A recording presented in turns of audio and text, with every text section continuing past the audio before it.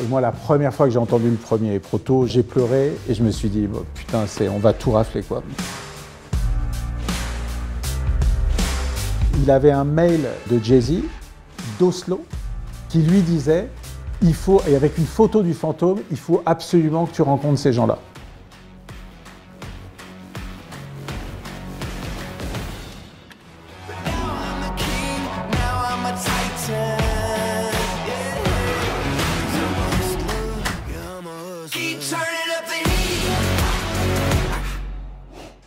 Je suis avec Quentin Sagnier, le fondateur de Devialet. Devialet, c'est un peu la Rolls du son.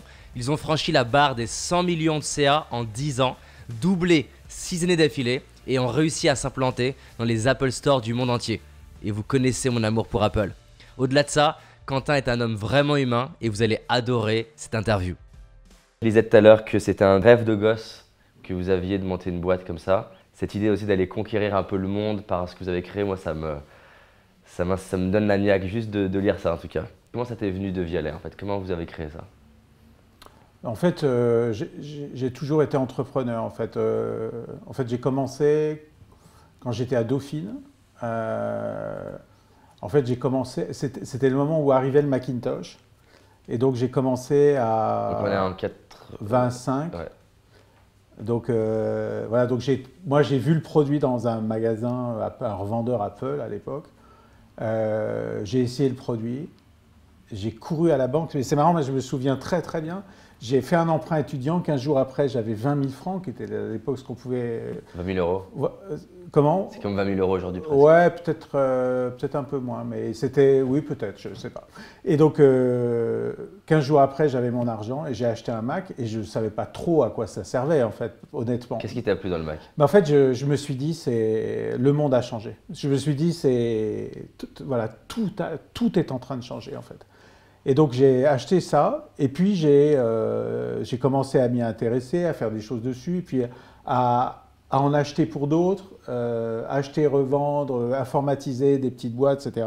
Du Mac, Apple. Ouais. Et puis, un de mes profs m'a repéré, il m'a demandé de développer un logiciel de finance et d'écrire un bouquin de finance avec lui. Parce que tes compétences à l'époque, c'est quoi en fait? Rien.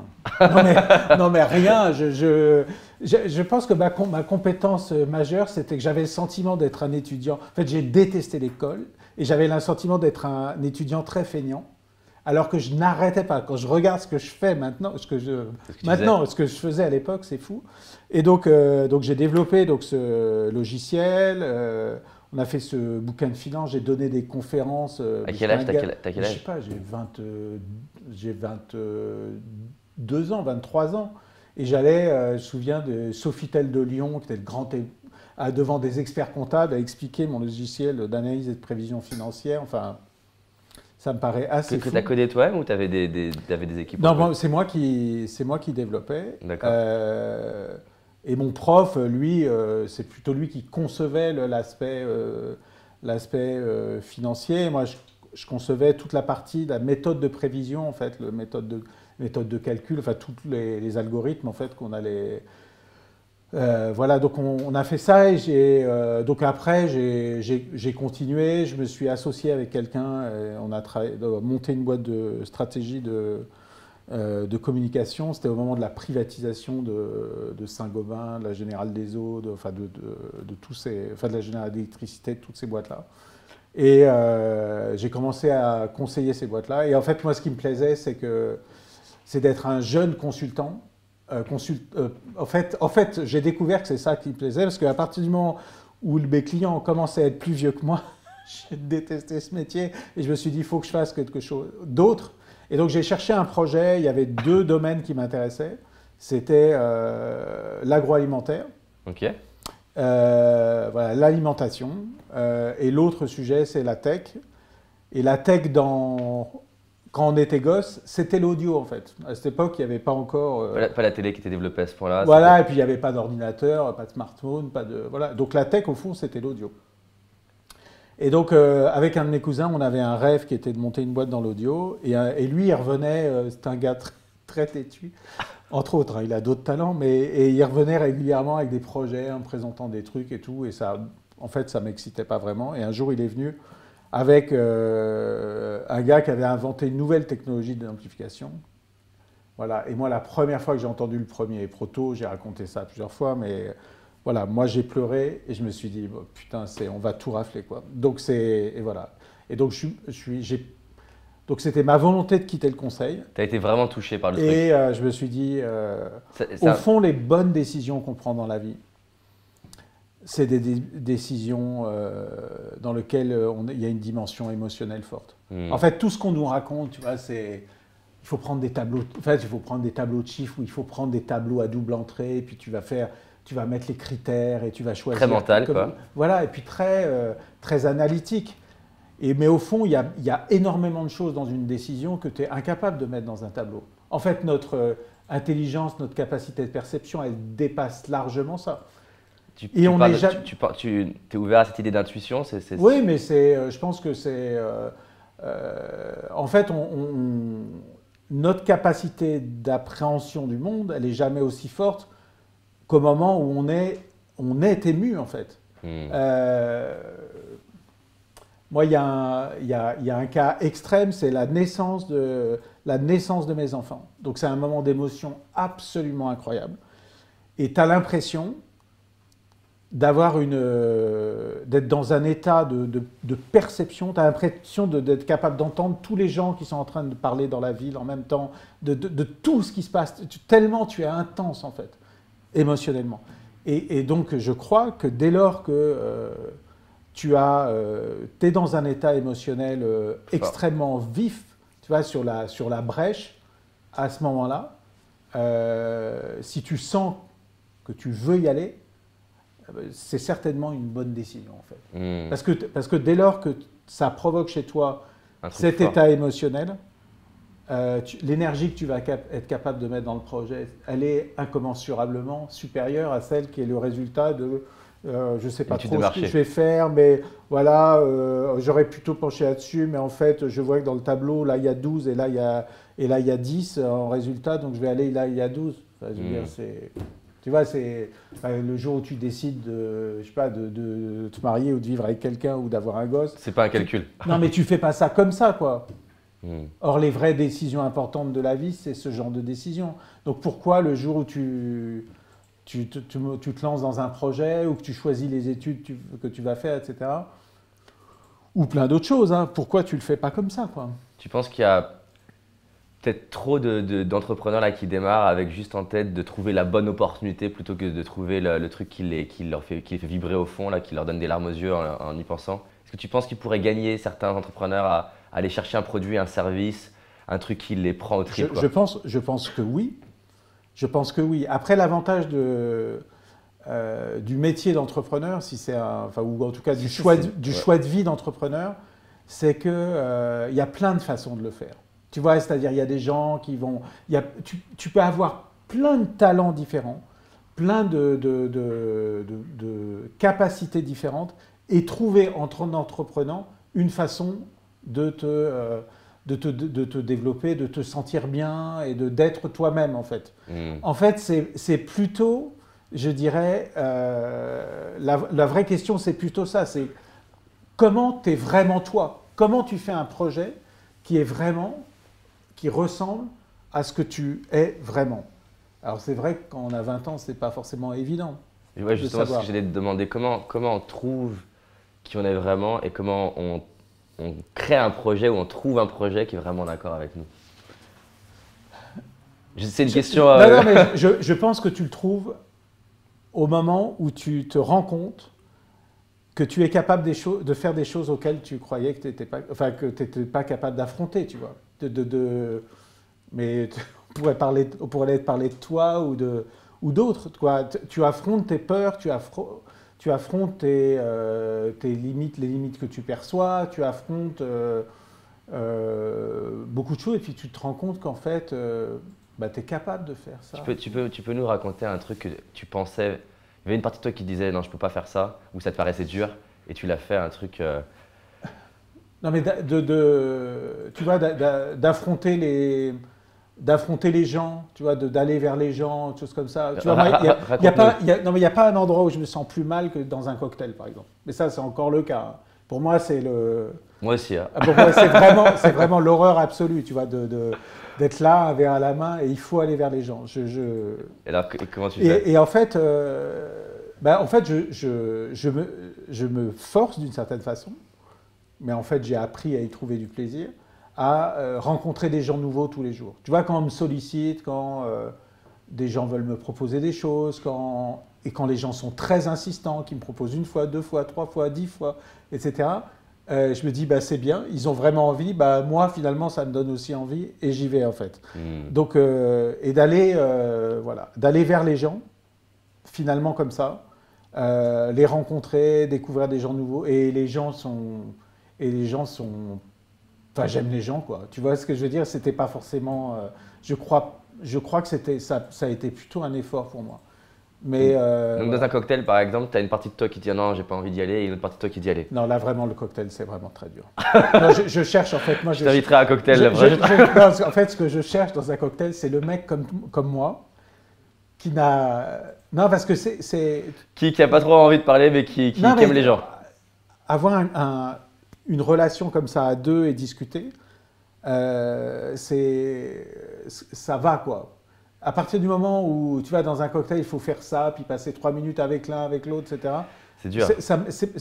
Pour moi, c'est assez compliqué, en fait. Donc, du coup, ton conseil, imaginons qu'il y a quelqu'un qui nous écoute. Moi, ça me parle beaucoup, hein, ce que tu décris. J'ai beau m'entraîner comme je pouvais à être plus à l'aise en communication. Parler 3 minutes avec chacun, c'est pas un exercice facile. Tu conseilles quoi, du coup, à quelqu'un qui se reconnaîtrait dans ce que tu dis? C'est de se dire, tant pis, je parle pas à tout le monde, ou quand même de faire les 3 minutes, 3 minutes. Moi, je dis qu'il faut trouver sa façon de rencontrer les gens. En fait, c'est pas forcément un cocktail. Tu vois, c'est de dire, on va se voir et puis on va prendre un café, ouais, plutôt. Enfin, il faut toujours se méfier du mec avec la personne avec laquelle tu déjeunes pour la première fois et qui peut être un emmerdeur. Donc il vaut mieux. Avec le café, c'est plus facile à finir. T'es pas obligé d'aller jusqu'au dessert, quoi. Donc plutôt un café, ou bureau ou peu importe. De dire très bien, on se voit et de rencontrer les gens et c'est souvent passionnant de fait, quoi. T'as réussi à créer, enfin vous avez réussi à créer des partenariats avec des personnes comme Jay-Z, tout ça. Comment t'as fait? C'est quoi Imaginons, là hier j'avais une interview avec un jeune qui a créé sa marque de vêtements, ça cartonne bien, et je lui disais voilà, si tu arrives à faire en sorte que ta marque, des Jay-Z, des Beyoncé, ils arrivent à les porter, ça va. Il a déjà des petites stars françaises, mais ça serait encore autre chose et c'est son rêve d'aller à l'international. Comment on fait quand on se dit qu'on a un produit top et qu'on pourrait créer des partenariats avec des personnes qui ont une influence comme ça mondiale? Comme tu dis, d'abord, il faut être persuadé d'avoir un produit top et pour ça, c'est beaucoup de travail en amont. C'est-à-dire, en fait, tu es capable de faire ça à partir du moment où tu as confiance dans ce que tu es en train de créer. Tu as le sentiment de créer quelque chose de très particulier. Sinon, c'est... Enfin, sinon, ou alors il faut être mytho ou... tu vois, non mais c'est vrai. Donc moi, j'avais le sentiment d'avoir quelque chose d'absolument exceptionnel. Et après, il faut pas tellement faire de compromis, en fait. Tu vois, c'est dire, moi, c'est lui que je vise. Et donc, Tu t'avais choisi. Voilà, et jusqu'à ce que je le rencontre. Et après, tu vois, ce qui s'est passé pour Jay-Z, c'était assez amusant. On est allé voir Tidal, qui est une plateforme de musique en ligne. Qu'il a créé non, qu'il n'a pas créé. Ah bon? Non, qu'il a acheté, en fait. D'accord. Et on est allé à Oslo voir Tidal pour intégrer le service de Tidal dans le Fantôme. Et à Oslo, on leur a offert un fantôme pour qu'ils puissent travailler avec. Et puis, voilà. D'ailleurs, juste pour tout le monde, le fantôme, on va dire, c'est l'enceinte la plus grand public que vous avez créée. Voilà, exactement. Et donc, on a placé un produit comme ça chez Tidal. Quelques semaines plus tard, Roc Nation, Jay-Z a racheté Tidal. D'accord. Voilà, première partie. Deuxième partie, je suis à Los Angeles. Et je suis en train de dire que le fantôme, justement, cette enceinte, arrive sur le marché. Et donc, je rencontre, comme je l'ai fait à San Francisco dans la tech, je rencontre les patrons des maisons de disques à Los Angeles. Et grâce au fait que le produit, il est incroyablement démonstratif, incroyablement impressionnant. D'ailleurs, juste pour la petite anecdote, on peut aller les voir. Moi, je suis allé faire à la Fnac, il me semble, la Fnac d'ailleurs de rue de la Courcelles, enfin d'Éterne, non? D'Éterne, enfin d'Éterne. Je crois qu'on peut le voir. Par exemple, et puis il y a des boutiques de Vialet aussi dans Paris. Ouais. Donc le produit est très démonstratif. Donc en arrivant à Los Angeles, on va voir le patron d'un fonds d'investissement que Loïc Lemer nous avait indiqué. Il vit à San Francisco, lui, c'est ça? Lui, il vit à San Francisco, il connaît beaucoup de gens, et on arrive, on fait la démo, et le mec, il nous donne tout son carnet d'adresses, tous les patrons des maisons de disques, on va les voir un par un. Mais il se marrait même, parce qu'il me disait, quand je leur présentais le truc, c'est top et tout, qu'est-ce que je peux faire pour vous aider? Je lui dis des gens à qui on pourrait le présenter, il y a lui qui est le patron de ça, non, ça y est, on l'a déjà vu, lui qui est patron de ça, non, mais on le voit tout à l'heure. Quand il fait ça, quand le mec est en face de toi, il dit… Tu as l'impression de faire ton job, quoi, d'être… et tu te rends compte que ça marche, quoi, que la conviction fonctionne. Et donc, dans les gens que je vais voir, il y a… Et t'as peur d'aller voir ces personnes-là ou pas? C'est un stress ou pas pour toi à ce moment-là? Mais c'est toujours un… En fait, c'est un stress, une excitation. Tu dois être bon, tu dois être super concentré. Tu les prépares? Ouais, enfin, moi, c'est en mode boxeur, en fait. Pour moi, c'est une préparation, c'est une concentration dans laquelle en fait, pour des rendez-vous comme ça, je ne me fixe pas d'objectif autre que de séduire. Et en fait, je me dis pas, il faut que j'obtienne ça de la personne. Tu crées la relation. Il faut que je sois en empathie et que ça, tu vois, que le moment soit magique. Et après, moi, jamais je n'ai demandé aux gens, voilà ce que je voudrais. C'est toujours eux qui me demandent qu'est-ce que tu veux. Ça a toujours été comme ça. Et donc, est-ce que avant de le faire, tu écoutes de la musique? Est-ce que tu dis des phrases? Tu parles de boxeurs, parce que les boxeurs, des fois, ils ont tout un rituel avant. C'est souvent, je me prépare physiquement. C'est-à-dire, tu vois, si je suis dans ma chambre d'hôtel, je vais m'attacher qu'à des petites choses matérielles, c'est-à-dire préparer ma chemise, mon pantalon, mais rien de spécial, si tu veux. J'ai pas de gris-gris et tout, mais voilà, juste simplement. Dans le silence ou avec une musique? Souvent, c'est dans le silence. En fait, souvent c'est dans le silence, mais ça dépend comment. Ça peut démarrer ou ça peut plutôt finir en musique. Tu vois, je vais plutôt démarrer dans le silence, comme ça, prendre une douche, m'habiller, machin, et puis et rester. Et je suis concentré, apaisé, et j'ai pas de, tu vois, je révise pas, ou je suis simplement en fait dans l'instant, vivre le moment, quoi. Tu vois, et de vivre ça extrêmement intensément, tu vois. Et donc là, je vais voir Jay Brown, qui est le CEO de Roc Nation. Et je lui présente le truc, super excité et tout. Et attention, moment magique, il reçoit un coup de fil de son assistante. Il va sur son ordinateur et il avait un mail de Jay-Z d'Oslo, où il était allé voir Roc Nation, il était allé voir Tidal, qui lui disait, et avec une photo du fantôme, il faut absolument que tu rencontres ces gens-là. Et ces gens-là, c'était nous, et on était en face de lui. Ça t'a aidé, ça. Ouais. Et donc, alors qu'on avait du mal à rencontrer, tu vois, on n'arrivait pas à le rencontrer en passant par Roc Nation à New York, parce que y a la structure, l'essentiel des équipes est à New York. Finalement, ça s'est passé comme ça. Et donc, il nous a ouvert les portes. Donc, on l'a rencontré après à New York. D'abord tout seul, après avec sa maman. Enfin, c'est des moments forts. C'est des moments forts, ouais. Et c'est des moments, tu vois, il faut les vivre. Moi, ce que je recherche chez les gens, tu vois, les positions des gens, que ça soit, tu vois, quelqu'un de très simple, tu vois, la femme de ménage ou le patron d'un truc incroyable ou un grand artiste ou je sais pas quoi, au fond, leur humanité, elle est... C'est ça ce qui crée des liens. Et moi, c'est ça que je vais aller chercher. Donc, je suis pas impressionné. Enfin, voilà, Tu vois un être humain en face de toi. Ouais, voilà. Et donc, et je vais chercher ce qu'il y a de bon chez eux, quoi.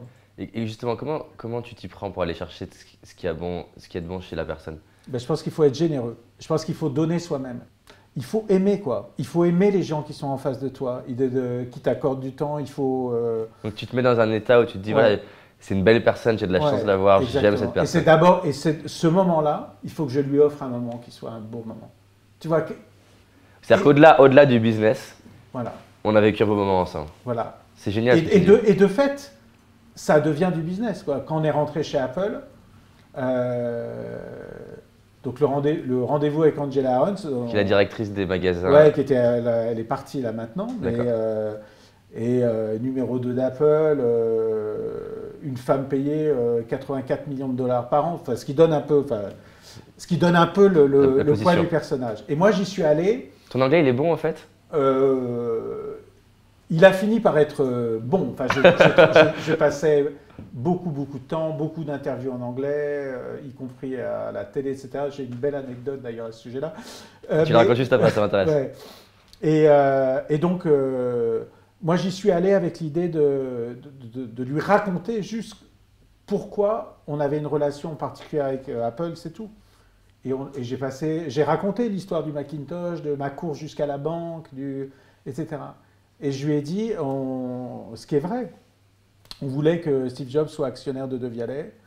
Et puis Tu lui as montré l'amour que tu avais pour l'entreprise. Ouais, voilà. Et en fait, une demi-heure après, elle m'a dit, Quentin, il faut absolument que vous veniez. Et elle a passé 1 heure à me vendre Apple, quoi. Et 5 semaines après, on était dans les magasins. Et ça n'arrive jamais, quoi. C'est fou. Et donc, et ça a été, voilà. Et ça, tu peux faire ça. Et des cas comme ça, j'en ai pas mal. Et ça, tu peux faire ça à partir du moment où il se passe quelque chose qui est au-delà de ce qu'on appelle la rationalité, quoi. Tu vois, mais qui n'est pas plus rationnel. Je veux dire, qu'est-ce qu'il y a de plus réel que nos émotions? Mais c'est chimiquement plus réel qu'un tableau de chiffres. Je veux dire, c'est une réalité physiologique, biologique, bien plus grande que n'importe quoi d'autre. Donc dire la réalité, c'est le tableau de chiffres, et ton émotion, c'est rien, bah c'est une absurdité, quoi. Je t'imagine même pas comment je suis heureux non, pour moi, c'est magnifique ce que tu es en train de dire, ça me touche d'ailleurs. Parce que je vois beaucoup de dualité. Je t'ai dit avant, hors caméra, que j'ai 2 audiences. J'ai l'audience pro-business et j'ai l'audience plutôt pro-bien-être. Et c'est ce que j'essaie de faire, tu vois, c'est de relier les deux. Parce que je vois plein d'entrepreneurs qui auraient un peu besoin, tu vois, de mettre cette dimension de cœur, d'amour, de relation. Et des personnes qui sont pro-bien-être, qui ont un peu plus besoin de structure et de se dépasser, de passer à l'action. Mais c'est génial parce qu'on a souvent tendance, en tout cas particulièrement aussi en France, à mettre dans la case business, il ne faut pas mettre le mot amour. Et tu l'as employé plusieurs fois, le mot empathie, le mot relation, le mot émotion. Et c'est génial parce que l'entendre d'une personne qui a créé ce que tu as créé, ça le rend plus crédible qu'une autre personne qui dira ah, bon ok, non mais il ne sait pas de quoi il parle. C'est génial de se dire on peut faire du business et être dans l'amour, on peut faire du business et être dans la relation pour faire du business et créer des moments particuliers avec quelqu'un, c'est…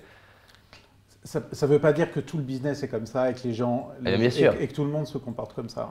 Mais c'est-à-dire que c'est possible, c'est ça que je suis en train de dire. En tout cas, c'est à la fois possible et souhaitable. Et de toute façon, d'une certaine façon, je ne sais pas faire autrement. Tu vois, donc, et c'est ça, et c'est ce qui me donne de l'énergie. Et ce qui me donne de l'énergie, peut-être comme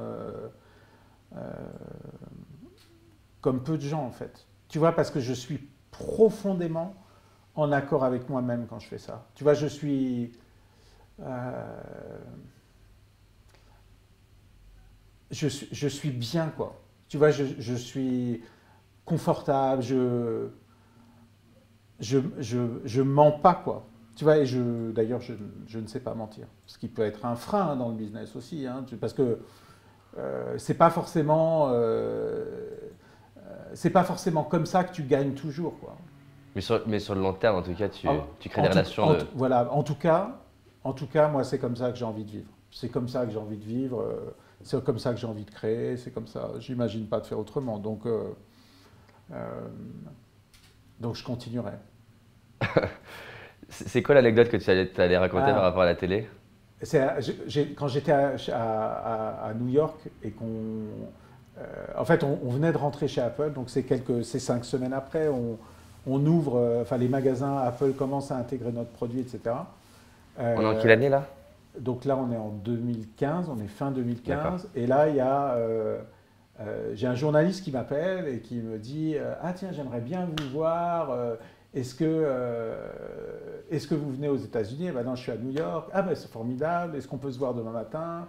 Ah ben oui, très bien. Demain matin, je sais pas, 8h30 au NYSE, au New York Stock Exchange. On a nos bureaux là-bas. Ok.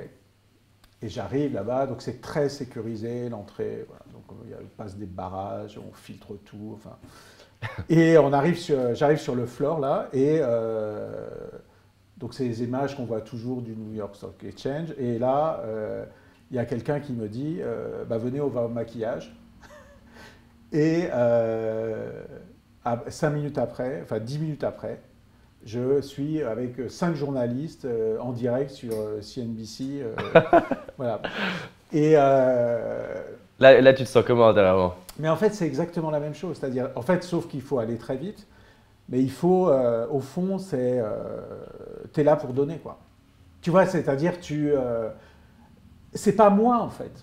Tu vois, c'est-à-dire, c'est pas, ils s'en foutent de Quentin Sagnier. Tu vois, ce qui l'intéresse, c'est cette boîte qui rentre chez Apple, qui a ce produit qui est un, tu vois, donc c'est pas, donc il faut faire le job et il faut apporter beaucoup. Il faut que ça soit qu'ils soient contents de m'avoir invité, il faut que les gens qui regardent aient quelque chose d'intéressant. Et comment tu sais, parce que je vois des gens qui pourraient se dire, mais oulala, moi je suis passé à la télé, comment je sais ce qui va apporter de la valeur Bah, sois toi-même. Non, mais ce que je veux dire, c'est sois généreux et sois toi-même. Et ton anglais à ce moment-là, il était comment? Non, mais mon anglais il était bien, enfin suffisamment pour que je comprenne les questions, que je sois capable d'apporter des réponses. Voilà, mais bon, à ce moment-là, tu l'éprouves, ton anglais et tout le reste, quoi. Donc, voilà, donc c'était voilà, saut dans le grand bain. Mais c'est des moments excitants parce que quand tu as fait ça et que tu sors de là, tu dis waouh. Et forcément, au-delà de la personne qui a fait ça et qui est le patron de Vialet, et qui, voilà, c'est quand même toi qui l'as fait finalement. tu vois ce que je veux dire? T'en tires tous les bénéfices. Même si c'est pas, ils m'ont pas invité moi parce que j'étais intéressant. Ils m'ont invité moi pour ce que De Vialet fait. Et De Vialet, c'est pas que moi, c'est aussi toutes les équipes, tous les gens qui développent la boîte. Donc, mais à un moment, tu te dis, waouh, je l'ai fait, quoi. Et non pas pour, tu vois, la gloriole ou ta vanité, ça peut. Pour toi. Mais voilà, pour toi, quoi. C'est des moments agréables, quoi. Le vol du retour, le 23 octobre 2015, pareil, quand on venait de rentrer chez Apple après ce rendez-vous avec Angela et que j'étais dans l'avion. T'es seul? Le soir, ouais, c'était le soir de mon anniversaire, en fait. Et donc, d'ailleurs, elle m'avait dit il faut que demain, travailler avec les équipes, tout ça, etc. C'est quoi votre projet? Je dis je rentre à Paris, c'est mon anniversaire. Elle m'a dit ok, rentrez, on s'occupe de tout. Et Tu te sentais comment dans l'avion? Bah bien, quoi. Non, mais tu te sens fort, quoi. T'es heureux de ce que tu viens de faire. Ouais, voilà, T'aurais imaginé un jour faire ça petit? Ouais. Ouais. Tu le sentais en toi? Ouais. J'avais besoin de ça, en fait. Tu vas de faire des choses comme ça.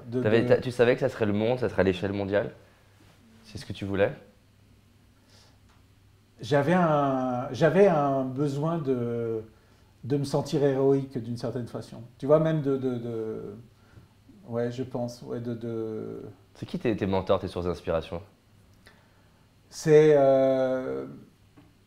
moi, je suis très, je me passionne pour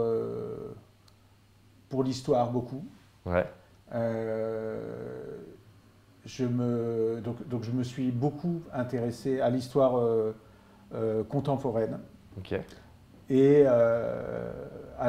en particulier à la période qui va des années, la fin du 19e siècle jusqu'à la décolonisation en fait. Donc c'est une période d'une violence, d'une destruction absolue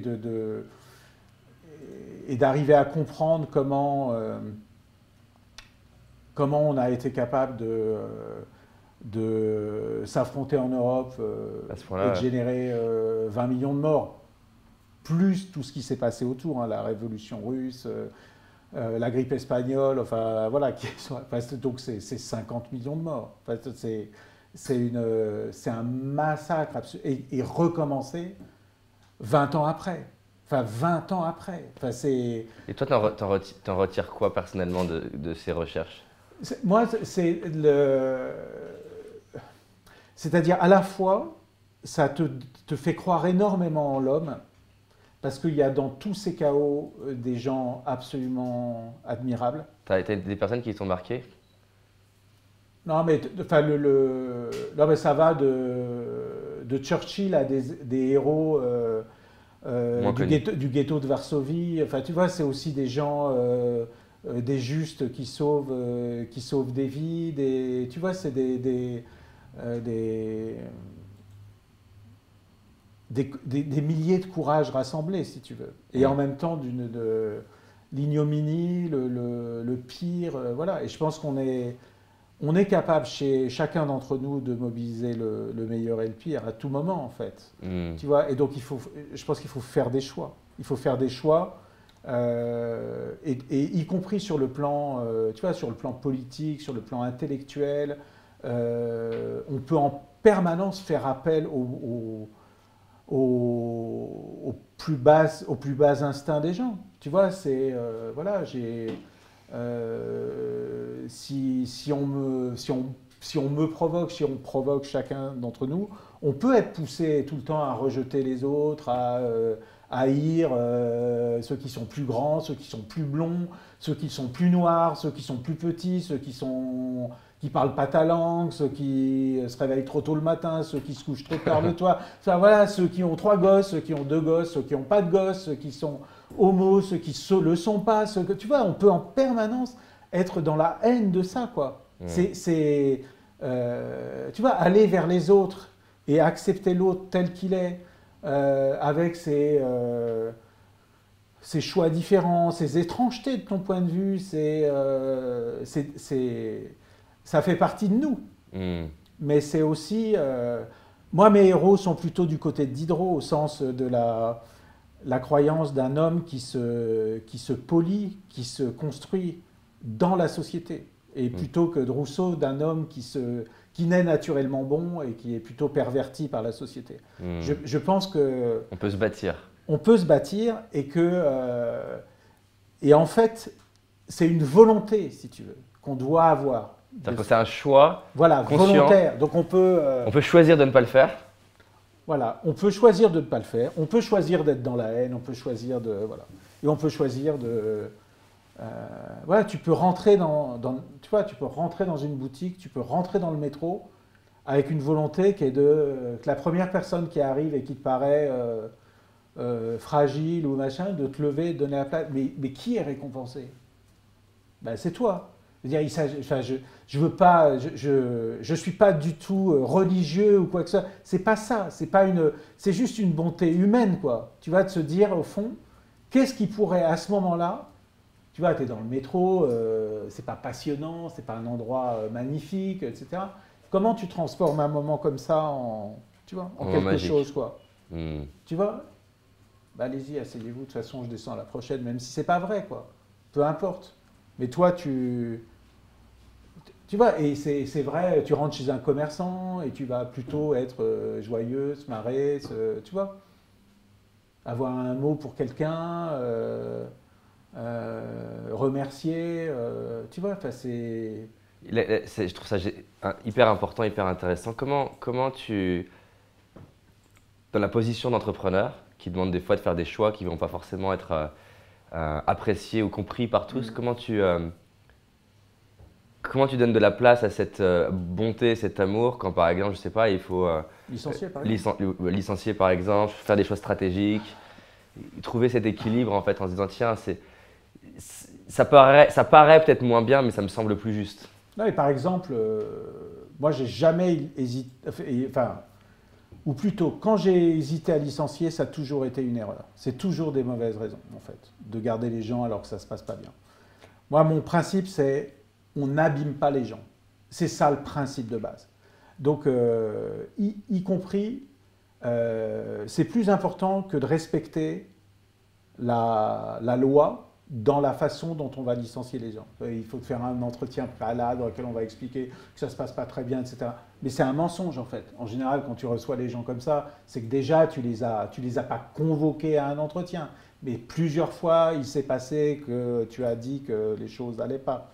Et donc, moi, dans ces cas-là, je pense qu'il ne faut pas mentir. Tu vois, quand tu commences à faire un entretien comme ça, qui est en fait bidon, dans lequel tu envoies une lettre à quelqu'un où tu vas l'appeler monsieur, tu vas le vuvoyer alors que tu le tutoies tous les jours. Ah mais oui, mais attention, parce que si tu le tutoies et tu l'appelles par son prénom, si ça arrive au prud'homme… Et comment tu gères cet aspect-là? Mais ça veut dire que tu construis les choses pour ne pas aller au prud'homme, mais tu y vas tout droit.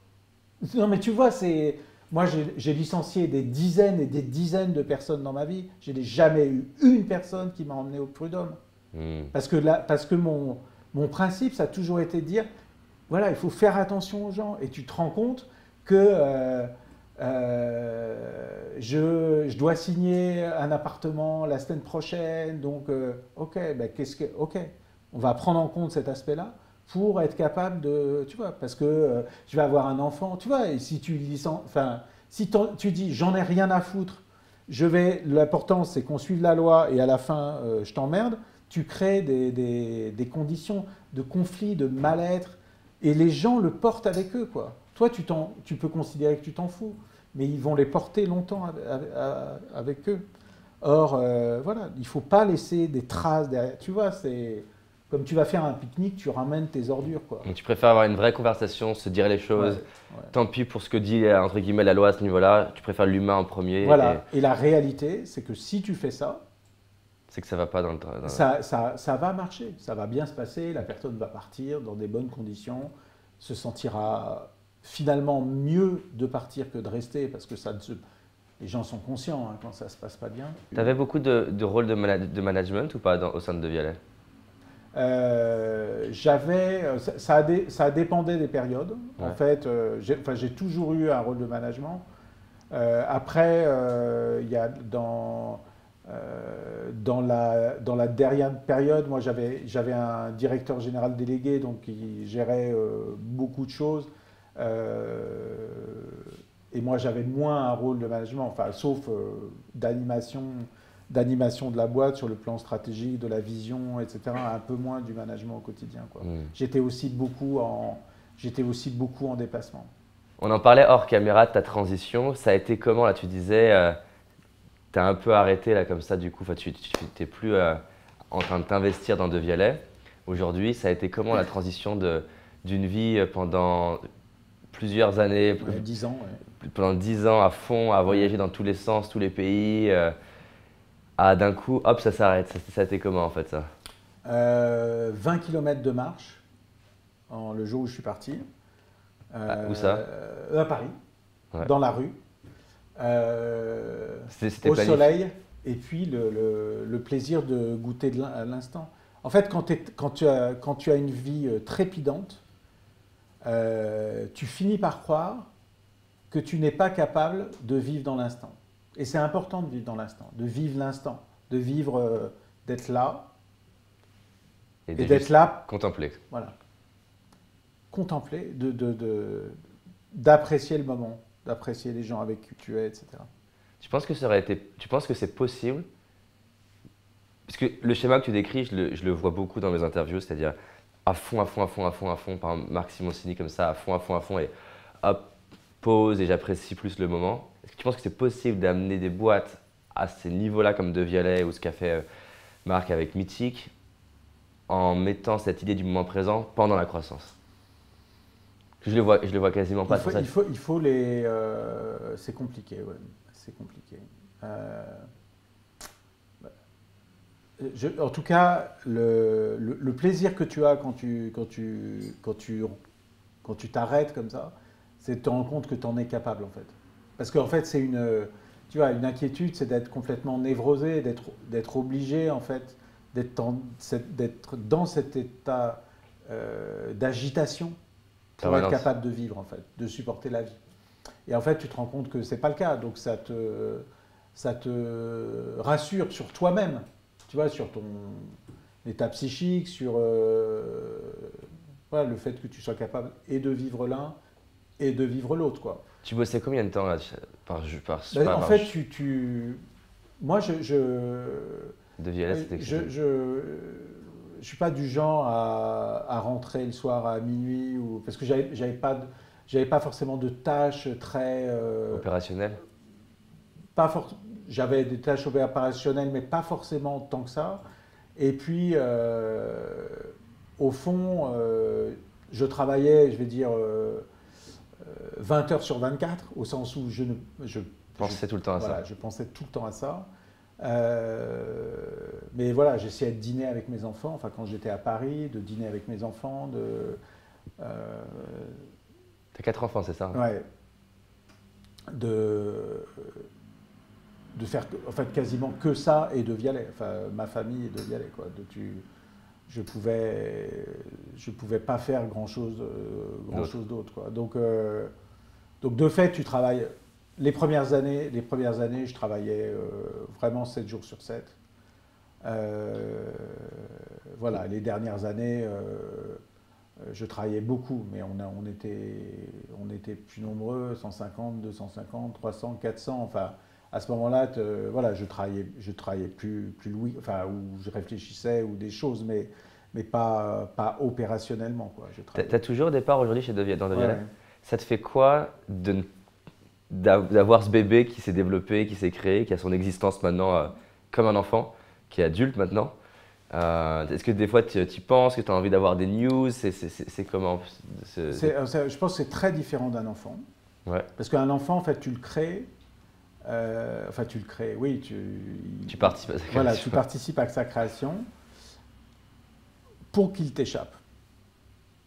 Et au fond, moi je me souviens à la naissance de mon premier enfant, ma première pensée, ça a été tu partiras. Et donc, c'est pas ça quand tu crées une boîte. Donc pour moi, c'est très différent d'un enfant. C'est quoi pour toi quand tu crées une boîte? Et un enfant, il va créer sa propre personnalité, qui est très différente de la tienne. Il faut que lui il trouve sa propre. Enfin, lui, parce que j'ai 4 garçons. Hein. Donc, je n'imagine pas qu'on puisse avoir des filles. Mais donc, lui ou elle trouve sa propre personnalité, alors que la boîte que tu crées, d'une certaine façon, elle t'incarne, quoi. Elle est un reflet de ce que tu es, de toi. Donc, quand tu la quittes, c'est plus tellement ton sujet, en fait. Tu vois, c'est pas comme un enfant où, tu vois, dès lors, elle vit sa vie et ça ne... Voilà, c'est autre chose. Mais on te sollicite encore pour des questions ou plus du tout? Non. Et toi, t'as pas je le souhaite pas. Okay, non, je le souhaite pas. Non, moi, comme tu vois, je suis assez entier et assez engagé dans les choses. Donc, soit je fais, je fais, et c'est moi qui fais, soit je fais pas, et je fais pas. Et donc là, aujourd'hui, tu fais quoi? Donc aujourd'hui, je monte un nouveau projet. Ouais. Donc je travaille sur des sujets liés à la biologie, au vivant, des sujets liés au cerveau et des sujets liés à la biologie du sol, Okay. à l'agriculture. Donc je reviens dans mes... Mon grand-père est agriculteur, donc voilà, j'aime bien ce sujet. Voilà, donc on a une agriculture qui marche sur la tête, voilà, qui nourrit très mal ses paysans à l'échelle mondiale. Les paysans sont en train de dégommer la biodiversité. Et t'aimerais créer quoi? on bouffe de la merde globalement. Donc je travaille à développer une agence internationale de surveillance et d'information sur l'état biologique du sol. D'accord. Voilà, donc c'est un peu tôt pour développer le sujet. Mais, Ton rêve, c'est quoi en tout cas? Mon rêve, c'est de construire un instrument qui oblige l'industrie agroalimentaire à se comporter comme une maison de verre par rapport à l'origine des produits, d'origine géographique, et la façon dont on traite les sols du fait de leur... Donc pour aider les gens à transposer, si ce monde-là il se réalisait, ça donnerait quoi pour le consommateur? Pour le consommateur, ça veut dire que sur chaque produit alimentaire, il sait exactement d'où ça vient et il connaît l'état biologique de la terre sur laquelle ce produit-là a poussé, ou les composantes de ce produit alimentaire qu'il est en train de manger, ou les vaches, enfin le pré sur lequel les vaches... voilà. C'est-à-dire d'avoir une vraie traçabilité. Et t'imagines ça avec, vu que le mobile, ça prend de plus en plus de place, t'imagines ça avec de la technologie? Oui, bien sûr, ouais. C'est de la technologie de surveillance des sols par satellite, par des techniques de mesure d'ADN, de biodiversité du sol. C'est de la technologie dans la blockchain sur la constitution de l'information et la garantie de son intégrité de bout en bout tout au long de la chaîne. Comment tu utilises la blockchain là-dedans? Tu l'utilises comme un élément de transfert d'une information certifiée d'un acteur à l'autre entre l'agriculteur, pour être sûr qu'il n'y ait pas de déformation, le meunier, etc., pour être sûr que l'information elle est intègre, elle est vérifiable, elle est opposable au tiers, etc. etc. Tu peux expliquer un peu le blockchain, parce qu'il y a beaucoup de personnes qui ont entendu parler du Bitcoin, mais qui ont du mal à comprendre. Je ne suis pas du tout un spécialiste du sujet. D'accord. Moi, je suis en train de travailler avec des gens qui connaissent très très bien le sujet. Qui sont experts là-dedans. Je ne veux pas, okay. je veux pas me lancer là-dedans. Mais en tout cas, c'est une technologie qui, toi, te permet de garantir l'intégrité de l'information. Des protocoles. Moi, ce qui m'intéresse, après, ça s'appelle blockchain ou autrement, mais c'est des protocoles de systèmes d'information, de gestion de données, qui permettent de faire circuler d'un agent à un autre une information certifiée et de la porter tout au long de la chaîne à un consommateur final. Après, le consommateur, il a des outils comme son smartphone, il peut scanner un produit, avoir une information comme il le fait avec Yuka aujourd'hui ou des choses comme ça. Mais sur l'état du vivant, en fait, l'état, parce qu'un sol biologiquement en bon état, c'est un sol qui délivre des aliments avec une meilleure qualité nutritionnelle. Donc ça veut dire que si j'ai bien compris, on pourrait imaginer un monde demain où n'importe quel sol a des outils, des instruments de mesure pour avoir sa qualité, comment on dit, pas nutritive, mais sa qualité biologique, son état biologique. Son état biologique. Et que cette information-là, elle soit amenée jusqu'au consommateur au moment où il achète un produit. Ouais. Il soit capable de savoir que ce céréal qu'il est en train d'acheter, il avait à la base dans les sols telle propriété. Elle était, en tout cas, une telle qualité. Telle qualité. Telle qualité. Enfin, disons, elle est gradée sur. Voilà. Et donc, par exemple, ça pourrait être le cas pour du pain, ça pourrait être le cas pour tous les produits. Après, tu peux le faire pour tous les produits. Tu peux le faire tous les produits. Et aujourd'hui, la technologie nous permet d'avoir accès à ça. Dans le domaine pharmaceutique, quand il y a un produit, un excipient pétrolier à l'intérieur d'un médicament, on sait de quel puits de pétrole du golfe de Guinée ça vient, quoi. On le sait, on le trace dans l'aéronautique, on trace des produits, on sait le minerai de quelle mine il vient, etc. Donc il y a pas de, il y a plein de domaines dans lesquels on est capable de développer cette traçabilité. L'alimentaire ou le bâtiment d'ailleurs, les matériaux qui rentrent dans la fabrication des bâtiments, c'est des domaines dans lesquels ça n'existe pas. Très peu, enfin il y a la viande, maintenant on est capable de tracer de quel animal ça vient, etc. Mais ça doit absolument se développer parce que les gens n'ont pas confiance dans l'alimentation, on est en train de détruire, 30% des terres aujourd'hui sont dans un état épouvantable. La Chine a perdu 180 000 km² de terres arables au cours des 30 dernières années. Hein, c'est les 2/3 de la surface cultivée en France. Elle a perdu, et la France est un grand état agricole. Donc la Chine a quasiment perdu sa France en production depuis 30 ans. Quoi. Ce qui est rien à l'échelle de l'humanité. Ouais, mais aujourd'hui. Je veux dire, ce qui est rien à 30 ans, ça va. Oui, c'est rien à 30 ans, exactement. Et après, voilà, tout le monde s'intéresse à l'Afrique. L'Afrique, c'est 60% du potentiel de terres agricoles dans le monde. C'est absolument incroyable. Voilà, il faut s'assurer que ça ne soit pas un désastre, quoi. Et pour toi, est-ce que tu penses que ton focus, ça peut être en premier l'Afrique, de se dire, vu qu'on part de zéro? Alors, mon focus premier, je pense que ça sera l'Europe. D'accord. Parce qu'en Europe, on a des institutions, enfin je pense à l'Union en particulier, on a des institutions qui sont en train de se réformer, la politique agricole commune, etc. Et je pense qu'il y a une opportunité grande que ce type d'instruments de mesure de l'état biologique des sols deviennent des outils majeurs de la politique agricole commune. Donc je pense qu'il y a une vraie opportunité à la fois économique, politique et écologique en Europe, mais l'enjeu majeur, c'est l'Afrique. C'est un continent que je connais très très mal et j'aimerais énormément qu'on fasse des choses très très vite en Afrique, quoi. Et juste pour bien comprendre, ça veut dire que l'entreprise ferait deux choses, c'est créer les instruments et les vendre, et organiser le label qui permet de créditer l'information, c'est ça? Alors, c'est pas tout à fait un label. Oui, c'est le mot qui m'est venu. Oui, non, mais je comprends. En fait, c'est vraiment comme une agence de notation financière. Donc, elle distribue pas vraiment un label, elle donne une note. C'est un triple A, tu as un BB, tu as un C, tu as un D, enfin voilà, tu as vraiment une note. Donc ça, c'est un aspect. Et la deuxième chose, c'est effectivement tous les outils de la traçabilité. Aujourd'hui, je ne sais pas exactement ce que moi, je vais proposer. D'accord. C'est-à-dire, en fait,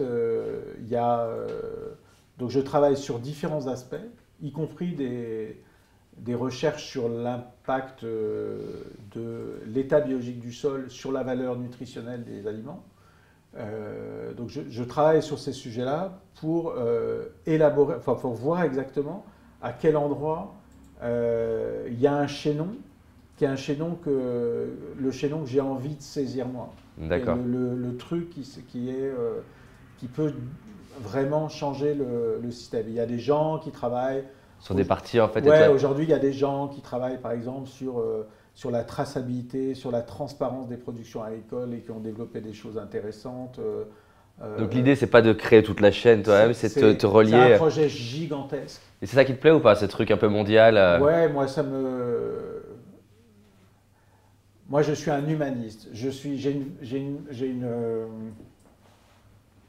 une conscience universelle. Enfin voilà, je suis. Il n'y a pas de frontières. Non, mais je suis né sur cette terre, sur cette terre ici, quoi. Mais au fond, tu vois, les notions de pays, autant les notions de culture, tu vois, de langue, de culture aussi. Locale. Du sol, de culinaire, etc. Tout ça, je mesure bien tout l'intérêt de cette biodiversité aussi humaine. Autant je me sens un citoyen du monde, quoi. Enfin, j'aime. Oui, il n'y a pas de frontière dans ta tête. Pas vraiment, en fait. J'ai plutôt. Il y a 5 siècles, 6 siècles, tu vois, un Berrichon et un Normand étaient deux étrangers. Dans mon village, voire étaient dans des États différents.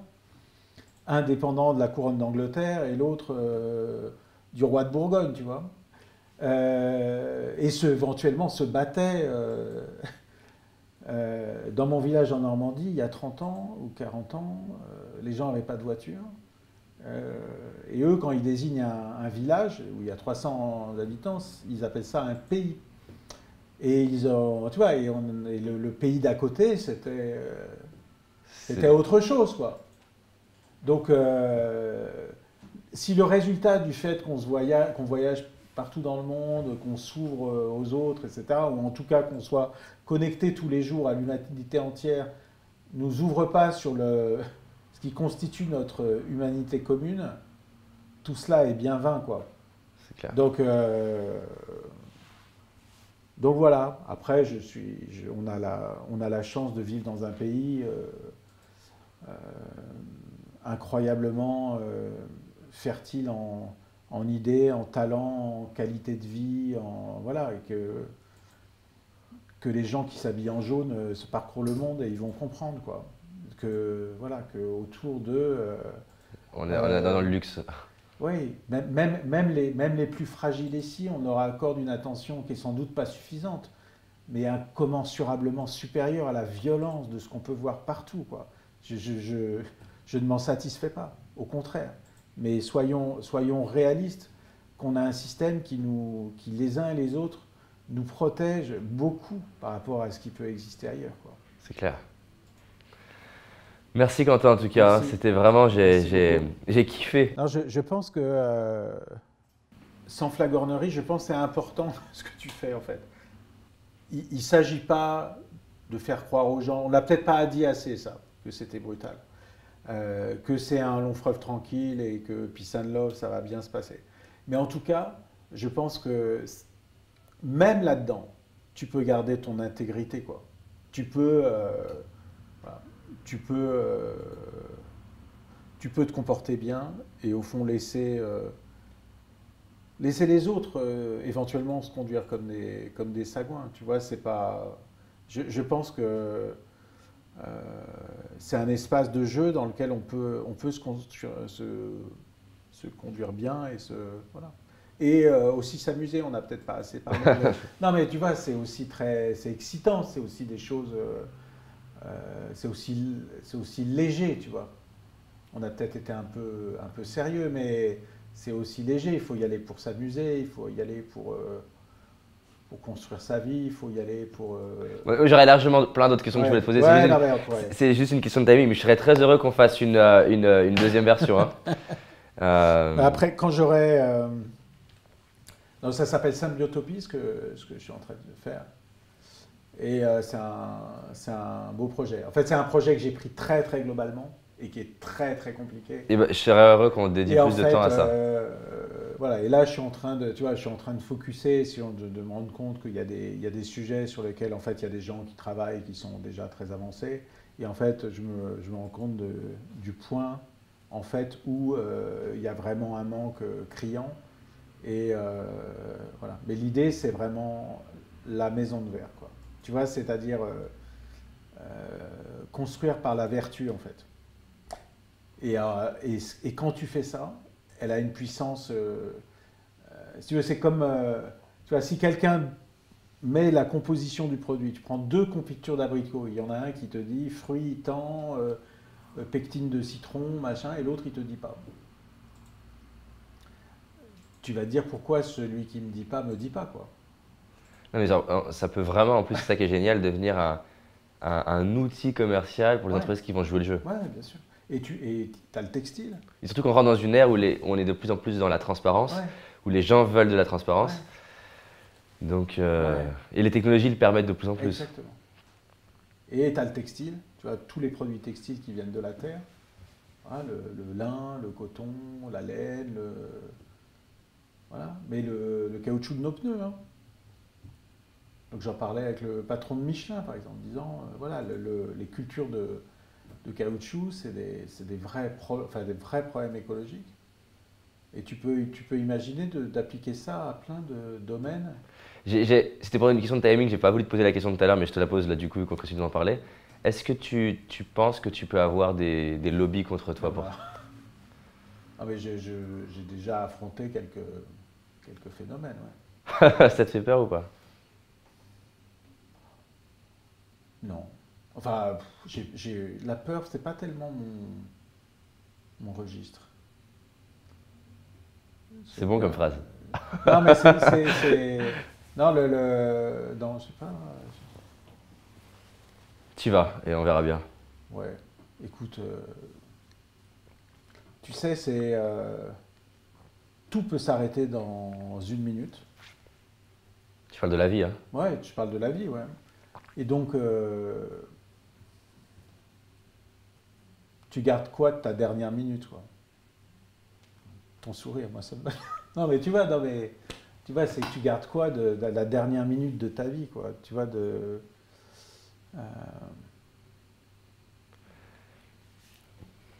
voilà.